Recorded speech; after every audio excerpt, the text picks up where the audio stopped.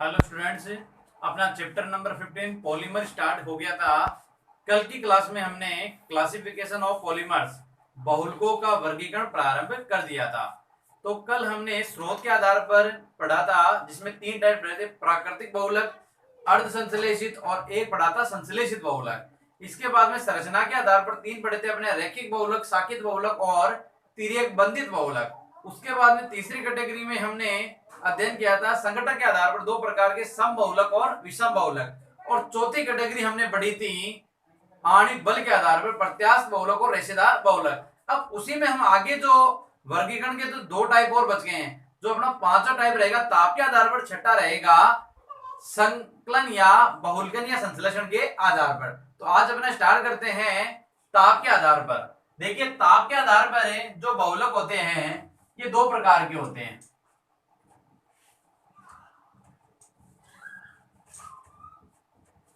दो प्रकार के होते हैं। एक तो इसमें आएगा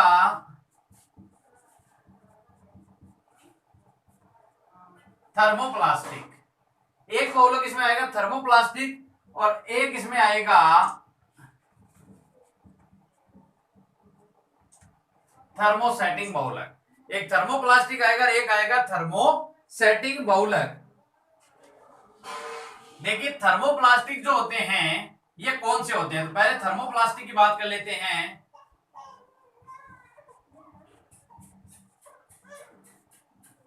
थर्मोप्लास्टिक वे बहुलक हैं जो गर्म करने पर पिघल जाते हैं तथा ठंडा करने पर कठोर हो जाते हैं। वे बहुलक जो गर्म करने पर तो पिघल जाते हैं और ठंडा करने पर कठोर हो जाते हैं, उन बहुलकों को कहते हैं थर्मोप्लास्टिक। थर्मोप्लास्टिक बहुलक कहते। थर्मोप्लास्टिक जो है इसका एक नाम और भी दिया गया, इन्हें ताप सुनहरे बहुलक के नाम से भी जाना जाता है। तो ये है थर्मोप्लास्टिक कहते हैं। इसमें एक मुख्य बात ये भी है, इनका जो फॉर्मेशन होता है, इनका निर्माण योगात्मक बहुलकीकरण से होता है। इनका निर्माण जो होता है वो योगात्मक बहुलकीकरण से होता है। इसके बाद इसमें नेक्स्ट है, ये बहुलक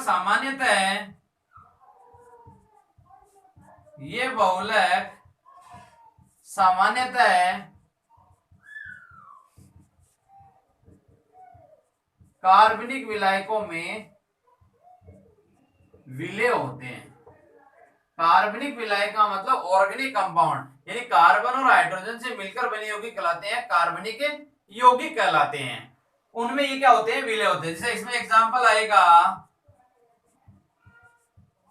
पॉलीथीन, पीवीसी। तो जो पॉलीथीन है, पीवीसी है, पॉलीवाइनिल क्लोराइड है। पॉलीथीन का मतलब प्लास्टिक होते हैं। तो प्लास्टिक के देखिए, प्लास्टिक के आपने जो भी उपकरण देखे हैं तो उनको गर्म करोगे तो क्या हो जाएंगे? वो प्लास्टिक है तो गर्म करेंगे पिघलेगी, और ठंडा करेंगे तो कैसे हो जाएगी? कठोर हो जाएगी। तो जो गर्म करने पर पिघल जाते हैं और ठंडा करने पर कठोर हो जाते हैं, उन्हें क्या कहते हैं? थर्मोप्लास्टिक कहा जाता है। और इनका निर्माण योगात्मक बहुलकीकरण है। देखिए, योगात्मक बहुलकीकरण का मतलब क्या होता है? इनमें एकलक इकाइयां जब जुड़ेगी, इसके आगे अपन डिटेल पढ़ेंगे योगात्मक बहुलकीकरण की। इनमें एकल इकाई जब जुड़ती है तो कोई अणु का निष्कासन नहीं होता है और बहुलक का निर्माण हो जाता है, उसे बोलते हैं योगात्मक बहुलक। और ये बहुलक सामान्यतः कार्बनिक विलायकों में विलय होते हैं। तो एग्जांपल फॉर पॉलीथीन, पीवीसी, और इसमें एग्जांपल अपन ने पढ़े हैं। इसके बाद थर्मोसेटिंग स्टार्ट करते हैं, इसको आप नोट करें।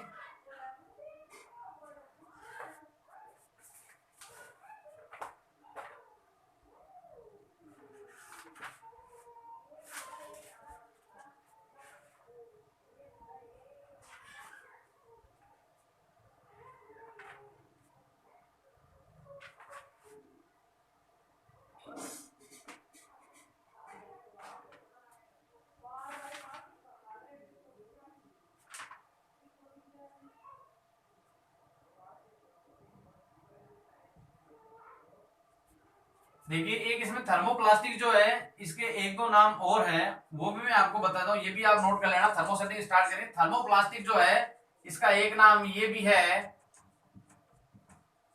ताप सुनम्य, और एक है ताप सुगट्टे बहुलक। ताप सुनम्य बहुलक एक है ताप सुगट्टे बहुलक। तो थर्मोप्लास्टिक के बाद में अपना अगले नेक्स्ट प्रोसीजर पर आते हैं।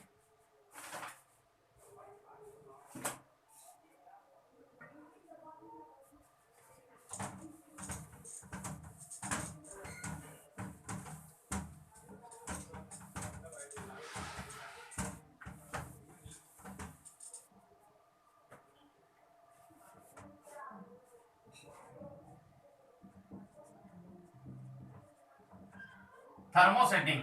थर्मोसेटिंग का एक नाम और है ताप दृढ़ बहुलक। देखिए वे बहुलक जो गर्म करने पर पिघलते नहीं है तथा अधिक देर तक गर्म करने पर जलना प्रारंभ कर देते हैं। जो बहुलक गर्म करने पर पिघलते नहीं है तथा अधिक देर तक गर्म करने पर जलना प्रारंभ कर देते हैं, उन्हें कहते हैं थर्मोसेटिंग। थर्मोसेटिंग बहुलक कहलाते हैं। इनका देखिए निर्माण जो है, इनका निर्माण संघनन बहुलकीकरण द्वारा होता है।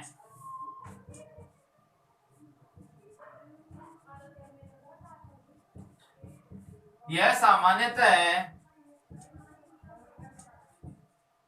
अकार्बनिक विलायकों में विलेय हैं। एग्जाम्पल फॉर बेकेलाइट है मेलामीन फॉर्मेल्डिहाइड बहुलक। मेलामीन फॉर्मेल्डिहाइड बहुलक है। तो ऐसे बहुलक जो गर्म करने पर पिघलते नहीं है और अधिक देर तक गर्म करते हैं तो जलना प्रारंभ हो, जैसे इसमें बेकेलाइट जो आएंगे, तो यहाँ पर बेकेलाइट मेलामीन फॉर्मेल्डिहाइड बहुलक में, जैसे इसमें अलग अलग अपने आएंगे यहाँ पर, जैसे कई प्रकार के बर्तन हो सकते हैं आपके, ये स्टील के बर्तन है, तो यहाँ पर तो ये जो बहुलक होते हैं ये गर्म करने पर पिघलेंगे। स्टील के बर्तन तो गर्म करोगे तो पिघलेंगे, लेकिन अधिक देर तक गर्म करेंगे तो क्या कर लेते हैं, आग पकड़ लेते हैं। उनका नाम होता है और इनका निर्माण होता है संघनन बहुलकीकरण। देखो संघनन का मतलब होता है इसमें दो एक लेग आ गए आपस में जब जुड़ेगी तो कोई ना कोई अणु का निष्कासन होगा, तो वो कहलाएगा संघनन। इसका भी अपना आगे जो वर्गीकरण उसमें अपने संघनन आएगा। यह सामान्यतः अकार्बनिक विलायकों में विलेय होते हैं। इसके एग्जांपल बेकेलाइट मेलामीन फॉर्मेल्डिहाइड बहुलक। तो इसे नोट करें आप, ये है क्लासिफिकेशन, 5th क्लासिफिकेशन था। इसके बाद 6 आएगा अपना संश्लेषण के आधार पर।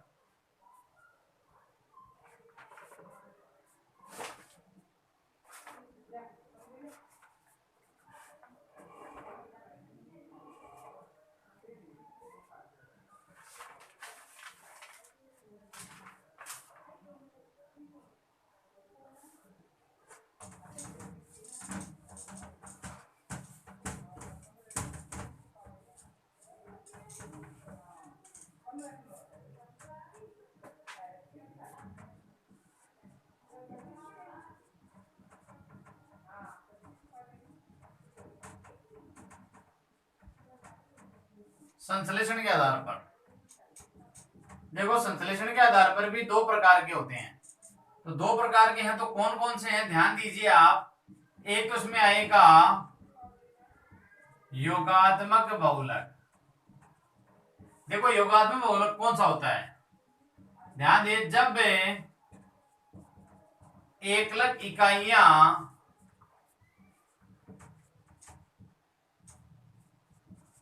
एक के बाद एक जुड़कर बिना किसी छोटे अणु का निष्कासन करते हुए बहुलक बनाती हैं तो इसे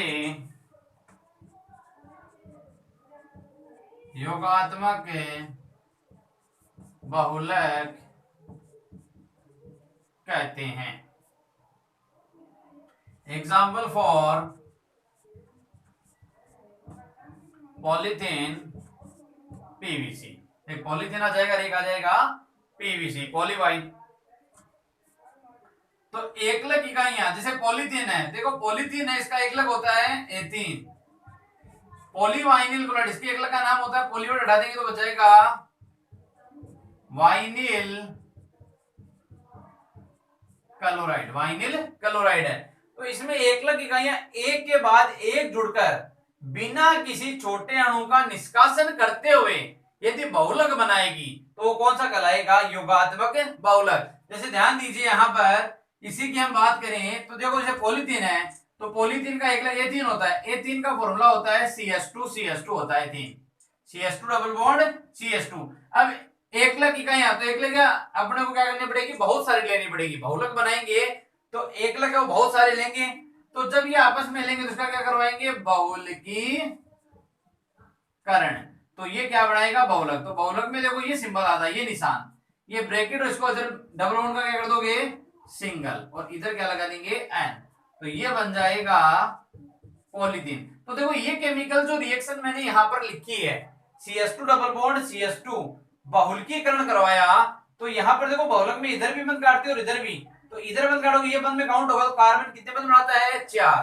तो ये 1 2 3 और 4, इधर 1 2 3 और 4, और डबल का क्या कर दिया? सिंगल। तो ये पॉलीथीन। अब देखो इससे ये बन रहा है, ये तो देखो है एकलक, और ये अपना है बहुलक। तो एकलक से जो बहुलक बन रहा है, तो इसमें देखो जब एकलक इकाइयां एक के बाद एक जुड़कर बिना किसी छोटे अणु का निष्कासन करते हुए, तो इसमें कोई अणु का निष्कासन नहीं हो रहा है, तो वो कौन सा बहुलक कहलाएगा? योगात्मक बहुलक। जैसे यहाँ वाइनिल क्लोराइड है, तो वाइनिल क्लोराइड होता है CH2 double bond CHCl formula होता है।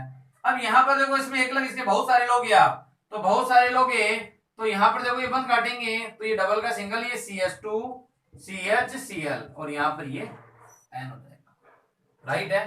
तो इसकी अपने डिटेल जो है वो अपन आगे भी अध्ययन करेंगे। तो पहले परिभाषा, जब एकलक इकाइयां एक के बाद एक जुड़ती है तो किसी बिना अणु का निष्कासन करते बहुलक बनाती है, तो योगात्मक बहुलक कहलाता है। तो इसको आप नोट करें, इसमें सिर्फ आपको डेफिनेशन और एग्जांपल लिखने हैं। ये केमिकल रिएक्शन जो है हम इसके आगे अध्ययन करेंगे। इसमें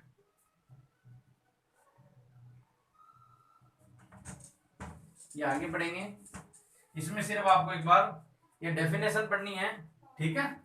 इसके बाद में देखिए इसमें दूसरा जो आता है, ये आता है संघनन बहुलक। संघनन कौन सा होता है? देखो जब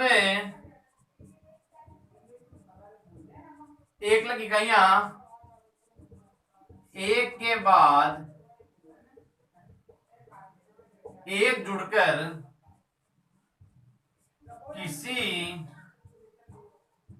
छोटे अणु का निष्कासन करते हुए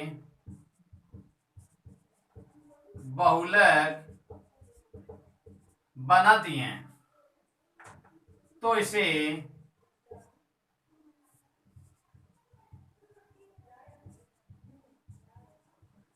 संघनन बहुलक कहते हैं। जब एकलक इकाइयां एक के बाद एक जुड़कर किसी छोटे अणु का निष्कासन करते हुए बहुलक बनाएं। देखो इसमें कोई अणु का निष्कासन नहीं होता योगात्मक में, इसमें योगात्मक में सिर्फ योग होगा, और इसमें कोई अणु का क्या हो जाएगा? निष्कासन होकर जब बहुलक बनता है तो वो कहलाएगा संघनन बहुलक। जैसे इसमें आएगा example, nylon 6,6 terylene Dacron, terylene Dacron, ये है इसके एग्जाम्पल। तो ये है संश्लेषण के आधार पर इसके दो टाइप। तो ये अपना जो क्लासिफिकेशन जो है इसका छठा टाइप था संश्लेषण के आधार पर। संश्लेषण का एक नाम और ध्यान रखेंगे आप, छठे वर्गीकरण का नाम है संश्लेषण या बहुलकन के आधार पर, जो दो प्रकार का होता है, फर्स्ट योगात्मक बहुलक और दूसरा संघनन बहुलक। तो इसको आप नोट करें।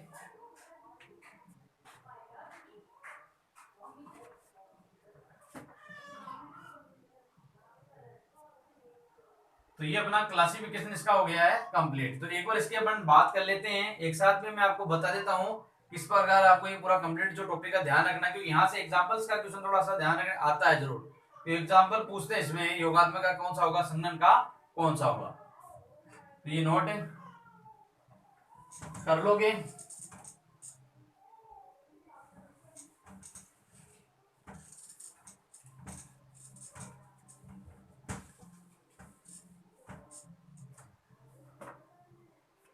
तो एक बार ये बात कर लेते हैं बहुलक का वर्गीकरण। देखो मैं दो कैटेगरी में आपको बता देता हूं। बहुलक का जो वर्गीकरण है कितने प्रकार का होता है, 6 प्रकार का। फर्स्ट आपको बताया है स्रोत के आधार पर। सेकंड देखो स्रोत के आधार पर जो बताया है इसमें अपने 3 सब टाइप हैं। एक वर्ड आएगा प्राकृतिक बहुलक, एक कौन सा था, अर्ध संश्लेषित बहुलक, और एक आ जाएगा संश्लेषित बहुलक। देखो प्राकृतिक बहुलक कौन सा था, वे बहुलक जो पेड़ पौधों और जंतुओं से प्राप्त किए जाते हैं उन्हें क्या कहते हैं, प्राकृतिक बहुलक कहते हैं। जैसे इसमें एग्जांपल पढ़ा था आपने, सेलुलोज है, प्रोटीन है, प्रोटीन और सेलुलोज आप एग्जांपल माइंड में रख सकते हो। अर्ध संश्लेषित, अर्ध संश्लेषित आपको बताया था प्राकृतिक बहुलक जो है उसकी गुणवत्ता में सुधार करके जो बहुलक बनाते हैं उसे बोलते हैं अर्ध संश्लेषित बहुलक। इसमें आएगा cellulose acetate, cellulose nitrate, cellulose acetate और सेलुलोज नाइट्रेट। संश्लेषित बहुलक वे बहुलक जो मानव द्वारा निर्मित होते हैं वो कहलाते हैं संश्लेषित बहुलक। जैसे नाइलॉन 66 है, पॉलीथीन है, टेरेलिन है, और इसके अलावा पीवीसी एग्जांपल इसमें हमने पढ़ा था। इसके बाद में देखिए संरचना के आधार पर, देखिए संरचना के आधार पर भी 3 थे। एक था रेखीय बहुलक, एक था साकित और एक था तिर्यक बंधित बहुलक। देखिए रेखीय बहुलक वे बहुलक जिसमें मैंने आपको बताया था इसमें इनमें एकलकों की एक रेखिक श्रृंखला होती है। रेखिक श्रृंखला का मतलब वहां पर मैंने बताया था एक सीधी श्रृंखला। इस प्रकार साकित बहुलक कौन से थे, इनमें रेखिक श्रृंखला से क्या होती है, शाखा जुड़ी हुई होती है, रेखिक श्रृंखला से शाखा जुड़ जाती है, साकित कहलाएगा। और तिर्यक बंधित बहुलक में आपको बताया था इसमें रेखिक बहुलक से क्या होती है, तिर्यक बंध के द्वारा जुड़ जाती है। सीधी श्रृंखला है वो तिर्यक बंध के द्वारा जुड़ जाती है, वो कहलाता तिर्यक बंधित बहुलक कहलाता है। इसमें जैसे हमने रेखीय बहुलक में एग्जांपल पढ़े थे पॉलीथीन और पीवीसी, साकित में हमने पढ़े थे एमिलो पेक्टिन और एक पढ़ा था ग्लाइकोजन। तिर्यक बंधित में जैसे एग्जांपल माइंड में रख सकते हैं बेकेलाइट, बेकेलाइट, ये दूसरा टाइप हमने अध्ययन किया था। इसके बाद में तीसरा हमने पढ़ा था संकलन के आधार पर। संकलन के आधार पर देखो 2 था, एक था समबहुलक और एक था विषम बहुलक। देखो समबहुलक मैंने बताया था जब एक ही प्रकार की एकलक इकाइयां जुड़ती है तब कहलाता है समबहुलक, और जब एक से अधिक प्रकार की एकलक इकाइयां जुड़ती है उसे बोलते हैं विषम बहुलक। समबहुलक में भी एग्जांपल में अपनी ये आया था पॉलीथीन और पीवीसी, और विषम बहुलक में आया था नाइलॉन 66 और एक आ गया था टेरेलिन। इसके बाद में हमारा जो चौथा टाइप था वो था आणविक बल के आधार पर, आणिक बल के आधार पर हमारे दो टाइप थे, एक था प्रत्यास्थ बहुलक और एक था रेशेदार बहुलक। देखो प्रत्यास्थ बहुलक आपको बताया था, प्रत्यास्थ बहुलक इन बहुलकों में जो बहुलक श्रृंखला होती है दुर्बल अंतराणिक बल होता है, इनके मध्य कौन सा बल होता है, दुर्बल अंतराणिक बल होता है, और इन्हें एक निश्चित सीमा तक खींचकर लंबा भी किया जा सकता है। इसमें एग्जांपल था ब्यूना एन और एस रबर, ब्यूना एन और एस रबर। रेशेदार बहुलक कौन से होते हैं, इनमें बहुलक श्रृंखलाएं जो होती है प्रबल अंतराणिक आकर्षण बल के द्वारा, यानी इनमें जो बल होता है वो मजबूत होता है और इनका गलनांक त्वरण सामर्थ्य भी ज्यादा होता है, तो वो था रेशेदार बहुलक। इसमें एग्जांपल था जैसे बेकेलाइट माइंड में रख सकते हो। पांचवा हमने जो टाइप पढ़ा था आज, वो पढ़ा था ताप के आधार पर। ताप के आधार पर दो प्रकार थे, अभी भी पढ़े थे। एक का नाम आया था थर्मोप्लास्टिक और एक नाम था थर्मोसेटिंग।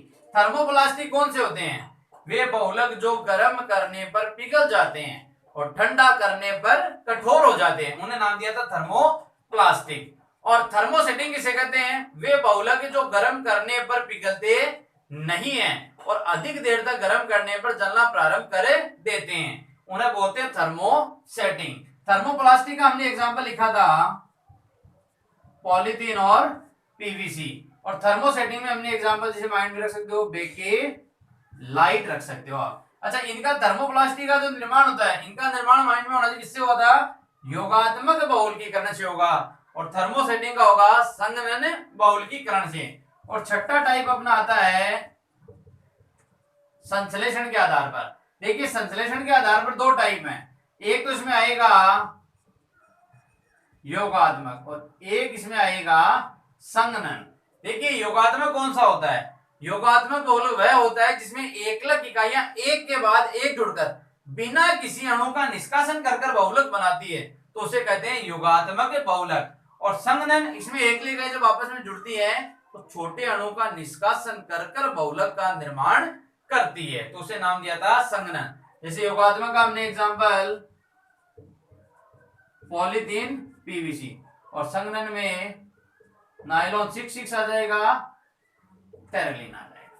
तो ये अपना क्लासिफिकेशन ऑफ पॉलीमर का जो टॉपिक है वो कंप्लीट है। तो इसमें डेफिनेशंस है और इनके जो एग्जांपल्स है वो आपको अच्छे से प्रिपेयर करने हैं। तो एक बार मैंने आपको इनको रिवाइज भी करवा दिया है। एक मुख्य बात आपको और बता देता हूं, ये जितने भी हमने जो क्लासिफिकेशन में पढ़े हैं पॉलीमर्स, एक मुख्य बात ध्यान दें आप, बुक्स के अंदर भी आपको एग्जांपल और भी मिल सकते हैं, तो एक काम साथ साथ ये भी कर लेना, ये आप जहां भी नोट कर रहे हो, जैसे प्राकृतिक है, संश्लेषित रेखीय, साकित, तिर्यक बंधित, समबहुलक, विषम बहुलक, प्रत्यास्थ बहुलक, रेशेदार बहुलक, थर्मोप्लास्टिक, थर्मोसेटिंग, योगात्मक, संघनन बहुलक, इनके आपकी बुक्स के अंदर भी एग्जांपल और भी हो सकते हैं। तो जो अलग एग्जांपल और दिए गए उनको भी आप एग्जांपल में नोट, जैसे यहाँ पर मैंने लिखा है प्रोटीन है, सेलुलोज है, तो कोमा करके उसके आगे वो भी आप नोट कर लेंगे। तो एग्जांपल सारे आपको नोट करने हैं। बेसिकली कम से कम दो एग्जांपल तो आपको प्रत्येक के आने चाहिए।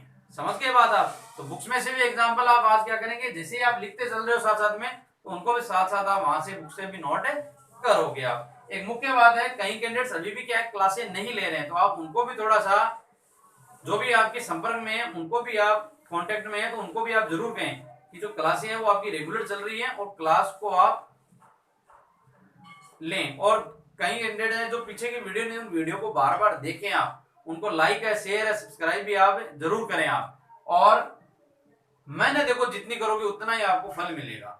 और लिखना बहुत जरूरी, लिखे बगैर तैयार नहीं, ऐसा नहीं कि वीडियो देख लिया हो जाएगा, लिखे बगैर आपका कोई भी रिजल्ट नहीं आएगा। और क्लास जो है, फिर भी आपकी क्लास में आपकी कोई भी टॉपिक नहीं समझ में आ रहा है, कोई वर्ड आपकी नहीं समझ में आ रहा है, तो उसको आप बता दिया करो। कॉन्टेक्ट नंबर भी है या कमेंट बॉक्स में आप नोट कर दिया करो कि मेरी ये बात नहीं समझ में सर, इसको आप दोबारा रिपीट करो, तो मैं उसको रिपीट कर दूंगा।